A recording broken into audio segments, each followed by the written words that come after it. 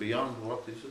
Okay. Absolutely. So Jeremy, we're here in Cambridge, in the middle of England, and there's so much going on.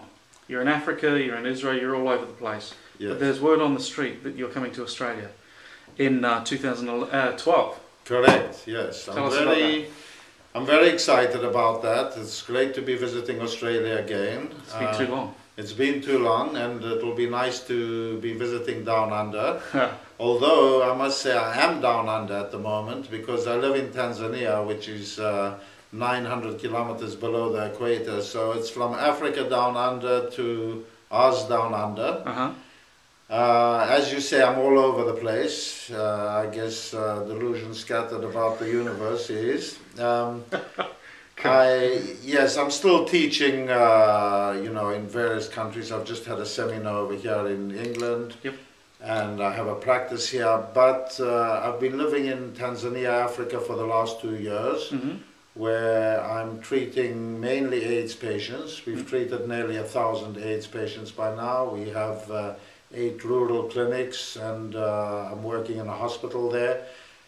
So it's very exciting work, it's something I've been working towards for many years, and we're very happy with what we're doing, and our aim is to spread homeopathy through Africa and to spread the word about homeopathy.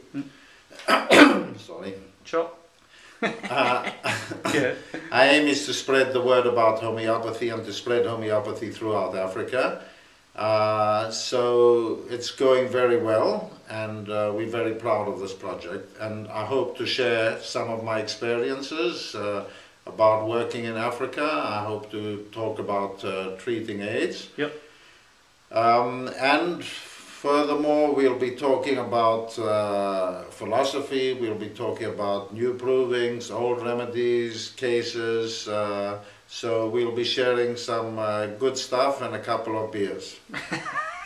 As we learned. As we learned, yes. Yeah. No time to waste, and it is Australia after all. Absolutely, there's nothing else to do. Hey, so tell me, has your, let's call it African experience, changed your homeopathy, your attitudes, your principles, philosophy, anything at all?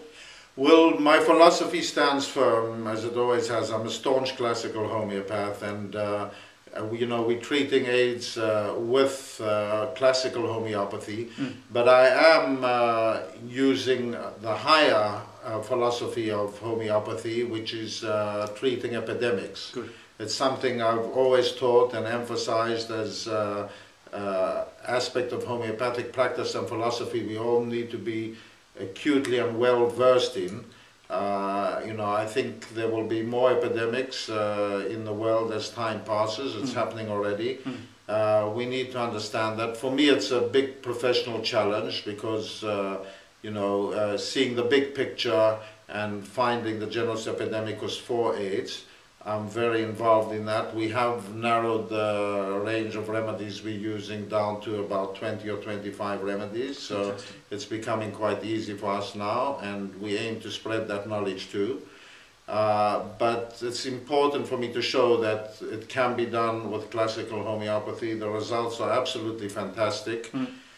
So from that point of view, no, it hasn't changed. What is different in Africa is the cases are not like those that we see in the West. There aren't any mental symptoms, there aren't modalities, there aren't strange, rare and peculiars, and we have to adapt our technical and practical way of working to the situation over there. Fantastic. That's been a challenge, and it's taught me in a way to look at cases in a new light, because I've been doing Western style mental cases for the last 30 years, and frankly it's a bit of a relief, I must say, but it proposes its own challenges, and we're up for it. Yeah, because obviously there's issues with, I suppose, compliance, distance, return visits, that stuff, so your case management would be different as well. Case management is different, that is true. Compliance is an issue, and distance is an issue.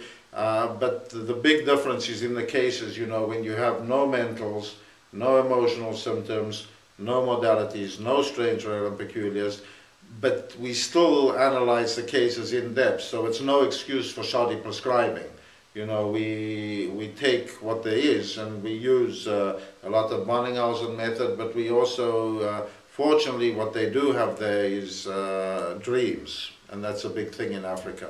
Okay. So we use the dreams as our entrance point into the cases, and we work from there. Oh, interesting. So Wow. it's a sophisticated homeopathy, but it's applied from a different perspective. Yeah. Yeah. And is it because a lot of people are aware of the work you're doing there, how do they get involved, read about it further, get interested, make donations, support? What do Well, we have a website up, which is homeopathyforhealthinafrica.org. Yep. And we have our newsletter there, and all donations are gratefully received. We don't get any bucks from the big institutions, so you know it's the homeopaths who have been supporting us all the way. Yeah. And we feel that we're there, you know, doing our bit for the battle for homeopathy, because if we can show what homeopathy can do with AIDS in Africa, you know, the world's eyes are focused on that. You know, it's a big achievement and a big message for the world. So, you know, this is part of our battle for homeopathy, really. And that's also presumably, you know, with getting that message across, we need good research, we need good data coming out of all of those cases you've been treating. That is right, and this project was originally meant to be a research project. You know, that was my aim for many years. The problem has been it's very difficult to get funds for research as a homeopath. You know, and this kind of research needs big bucks for funds. Yeah. Also, you need to have various things in place like local license, ethical approval, partnership with local hospitals and universities.